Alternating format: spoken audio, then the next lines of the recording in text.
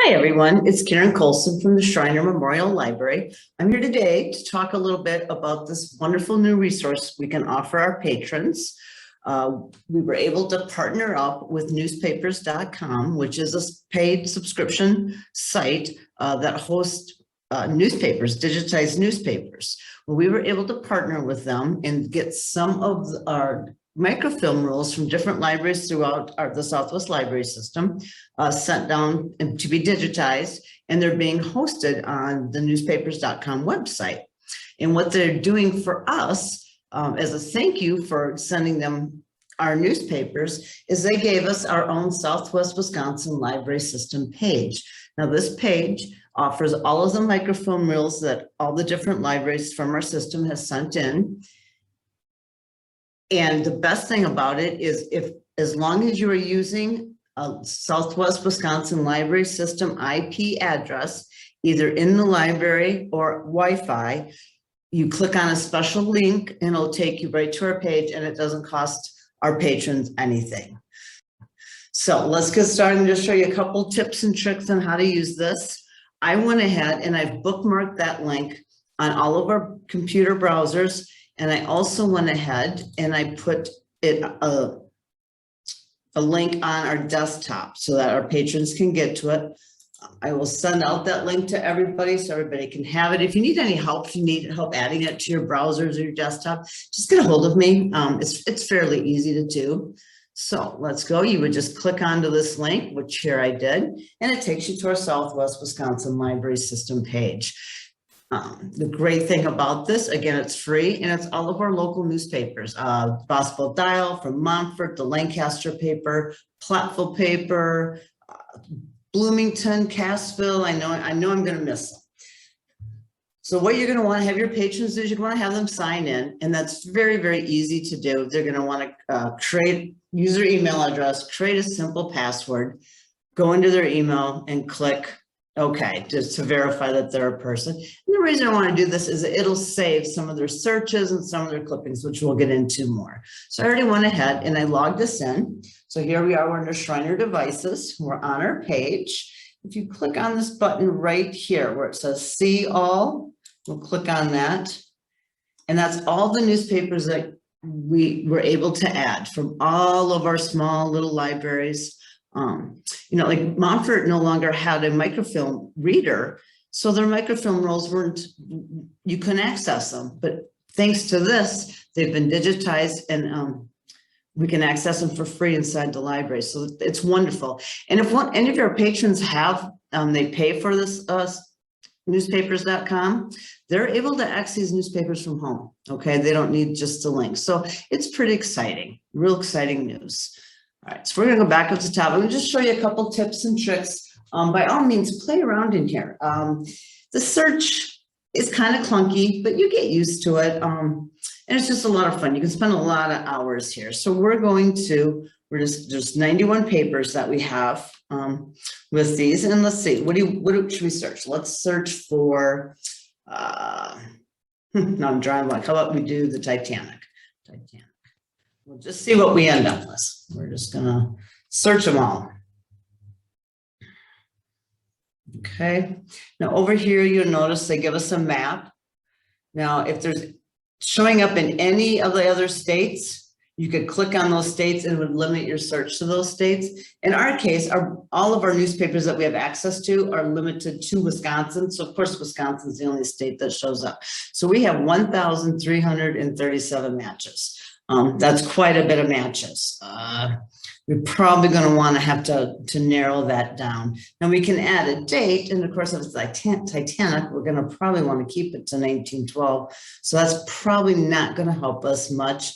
But here we can add a location. Okay, I clicked on that, and now I can say, now I just want to know what Bloomington. Right? What Bloomington had to say about it. It gives me the choices. Now, if I were to click on Bloomington, Illinois, it wouldn't be able to show me anything because we're using the library subscription free service. So we're going to click on Bloomington, Wisconsin, narrows it down to 82 matches. So that's much better for us. So we can kind of it gives you a little bit of what you're seeing in the newspaper. It tells you the newspaper, the page, the date the edition came out, and that there's one of 14 matches. So Titanic is in that newspaper, is found in that newspaper 14 times. And you can also look at over here. You can narrow by dates. It looks like in 1950, there was talk about the Titanic at least once in a Bloomington record, in the 10s, 60 times, because of course it happened in 2012. Let's go here to 1940s. We can narrow it down to 1940s. And let's see what they say. We're gonna just click on the first one. It's January 13th. Okay, and just one match. Okay. What did they say about the Titanic? So we're going to click on it, and it's going to bring the actual paper up. And here it shows me the Bloomington record, the date of it. It's on page 6. There's one of one match. And it takes me to the first match. Over here, I can zoom in, I can zoom out. I bring this up. What I have noticed is most of our papers turned out really, really well. They're very readable just the way they are. You don't need to play around a lot with the contrast, brightness, but if for some reason the page you're looking at needs a little help, that's how you would do it. Okay, so here it does talk about, let's go, so I can go back. I gotta go back to my match. Oops, there we are, oops. There we go. Part of the Germans, the Titanic struggle was the major one in progress. Oh, all right. So here we're talking about, because we're in the 40s, so we're talking about World War II. So okay, that wasn't quite the one we want. So we go back. We're going to go back. And you know what? We made a mistake. We don't want to be in the 40s. So we click on this. We can change it here. Okay, or I just get rid of that. I can get rid of the 40s. Brings me back my other choices. So let's go back to when it actually happened. All right, so here there's 14 matches in this one. So let's click on it. Here we go. And so it'll tell me there's 4. So I click this arrow and it takes me down to the next one. And then it bumps me down to the next time the Titanic was found, and then down to the next time the Titanic. And it just keeps bouncing me around every time the word Titanic is. It takes me all the way. So this is a pretty in-depth article. And there's 13, and last but not least, 14. And if I clicked it one more time, it bounces me back up to the beginning. So let's say this is the one we wanted, okay? We like this. We just need this first part. So we're gonna go up here to our clip button, and I'm gonna clip it. I'm gonna move this, and I clip what I wanna clip. Okay, I'm going to add a little detail. Let's see. Oh, we're just going to add Marconi Company. Maybe that's what we're researching. I can add more details if I want. I've got so much. I rarely ever do that, but then we're going to hit clip. Okay, now it pops up the screen. Now, of course, I always want to download because I want to be able to save it in my email or to my flash drive in case I ever lose access to the site. I don't use Facebook, Twitter, or Pinterest, but if you're users of it, play around with it. I'm sure it's neat. I've emailed it. Essentially what happens there is I will put in my friend's email address and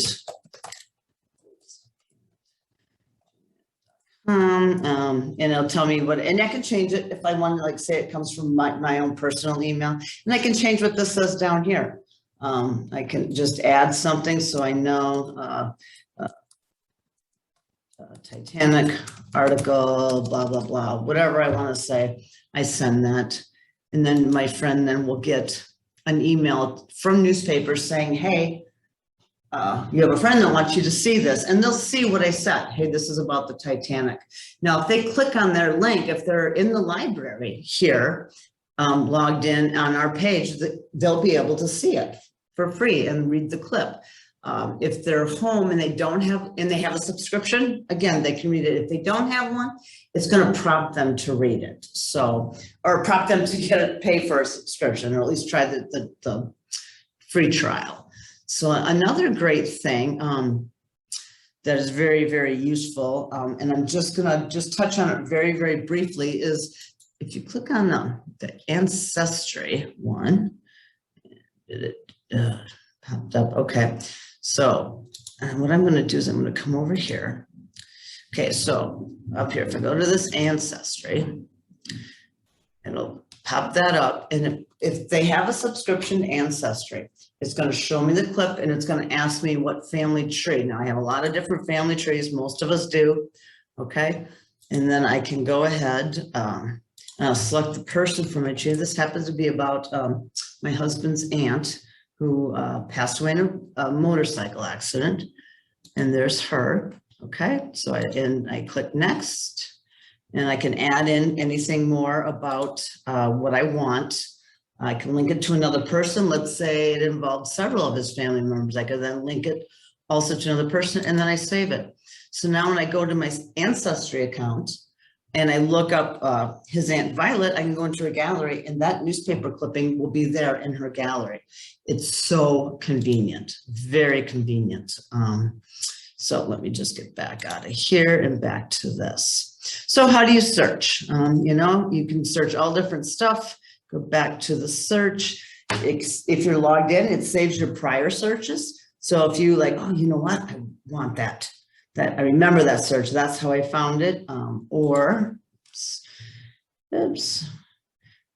now look at here. Now we're off. We got off of our link. So it's showing me the different states. Okay. So like, let's just say like I went to Florida. Now, because I'm still using the free version that we have, if I click on this, just going to show you real quick. It just tells me, and this is what your friends will see if you send them an email and they don't have a subscription or they're not in the library using it, you know, our free link. So that's what they'll see. So let's get back to our link.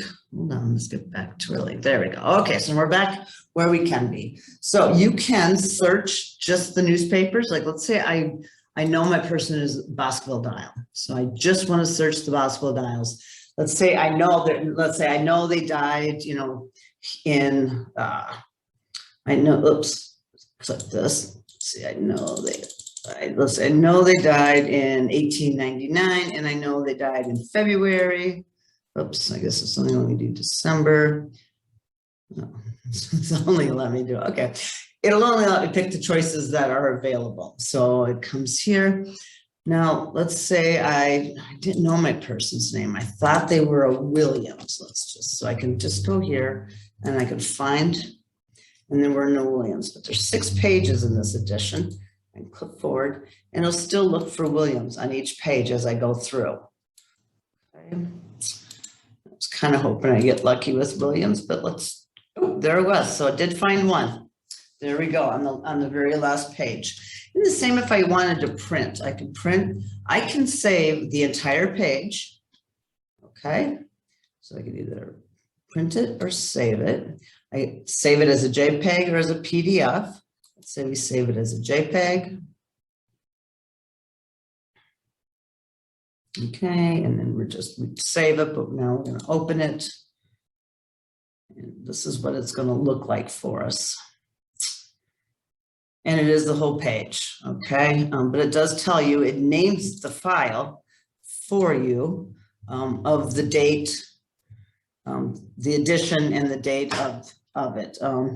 And now you'll have to like zoom in and try to find, hopefully you remembered where your person's name was, so you can go and find it again.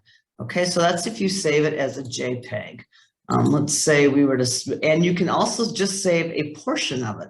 So let's just say we're going to, now I have to tell it what portion I want. So let's save, and this time let's save as a PDF, okay? I'll show you the difference with the PDF, and we're just gonna, we're gonna open Firefox because I don't know if so this, I can save this to my computer print. The nice thing about the PDFs is like it tells me it comes from newspapers. This is really great for citing your sources. It tells me which newspaper it came from, where the newspaper is located, the date, the page, when it was downloaded, which is really an important thing, especially for your sources. And then it just says that it is copyrighted by newspapers, but you are allowed to print this off, even though it's copyrighted, but you need to leave that on the copyright on there so that they okay? But you are allowed to print it, and then from here I can print or save to my computer. Okay, so it's up to you. Now I do know when I'm going to share something to my Ancestry account, I always try to save as a JPEG, only because if someone else wants to view that file, they can view it as a JPEG right there. If it's a PDF, they have to download it. And it's just sort of, a lot of people are, it's not a good idea to be downloading stuff that you're not 100% sure what it is. So that's my reasoning behind it. And again, we can share it. We select an area to share, we tell it a little about, we clip and share. Okay, and here, this is where I'd email it, do this Facebook, Ancestry, whatever I decide to choose. So clippings, that's about it for searching. You can search individual papers, you can search by names. If you're going to search like a full name, like Tom Williams, I suggest use quotation marks. Again, it's not the greatest search engine, but it works, and you can really find out a lot of interesting things about your people. Now clippings, I want to go get into clippings. So you clip that. As long as you're logged in, it'll save your clippings. So these are ones that are clipped just by me. Okay, so here's that one that we just did, the macaroni company. Told me it was clipped 8 minutes ago. The pages, here I can go and edit. Let's say I want a macaroni company and the Titanic. Can't spell that Titanic at all. And I can save that. Or I could go in and like, you know what, that wasn't what I wanted. I can remove it. Now this is visible to anybody. So anybody who's searching can see this. And actually, if they're searching for the name Watson, this clip itself will come up. It's way at the bottom of their searches, but it's very helpful, actually, when you say, but you can remove it. Let's say, no, that wasn't my Watson. I can remove it, and then we can cancel it. But yeah, then you just click on it. This is actually my husband's cousin. I just saw her this weekend, but if you go ahead and click on it, you're going to see what I put. You're going to read what I clipped, and it's going to tell you where the clipping was located at, where it was clipped from, who clipped it, when they clipped it. And here's the other thing you can do. You can show it in OCR. It's not the best. It's so little. You have to go through and make sure, like right here, look at Ben. It's supposed to be Ben Faust was a patient. So if you were going to trust this, you would want to go through and just kind of double check everything there. Okay. So again, it's just really, really fun, really handy. Oops, shoot, I hit the wrong button. The other thing about clippings is I can go in and I can see what everybody has clipped that they've made available to the public. You can change it and make it private, but it's kind of fun, and it'll tell you who clipped it. You know what they said. This was an obituary. You can clip it yourself. You can re-clip it. You can go in and you can go into this person and look at all of their clippings. Okay, kind of see what they did, and all the pick and gad that they did. You can search in the clippings. Let's see. Let's search for Jane. So anything with Jane in it, it'll let me search. So the clippings is a really nice way to keep track of the stuff that you've done and what other people have done. If they're looking in the same newspaper, they might be looking for the same person. So that's right. If you guys have any questions at all about this, this is a wonderful, wonderful resource we're now able to provide. I'm so excited about it. We want to make this page. This recording is going to be viewable for everybody. Oh, before I forget, I almost forgot. So we go to the home page of newspapers.com. Okay, so this is the home page. They'll be able to get here. You can get here from home. And down at the bottom are some introductory videos, how-to videos, pretty much what I just showed you, but in a little bit more in depth and, you know, a lot much more professional, let's just say. So that's always there for your patrons. Oh, and one other thing I also forgot, can let your patrons know we did this, or would be glad to help you. If they just Google, if you want, or whatever search engine they want, but Shriner Memorial Library or Lancaster Public Library, I always go Lancaster, okay, make sure it's ours. They click on it, click on our homepage. Okay, so now you're on our Shriner Memorial Library website. Come down here, and we put a link so that every patron can come here and they've got a link to our link to newspapers.com. Okay, again, wonderful resource. I'm really excited about being able to share this. I thank all of the libraries who helped me. You guys were a lot of fun to work with, and I know Ashley in Utah enjoyed working with us. I did send her some 12-year aged cheddar and some Martha's mustard, and she's now a big fan. So again, any questions, you can always email me, kcolson@swls.org, or you can call the library. Yes, I'm really excited. All right, everybody, take care. Thanks a bunch.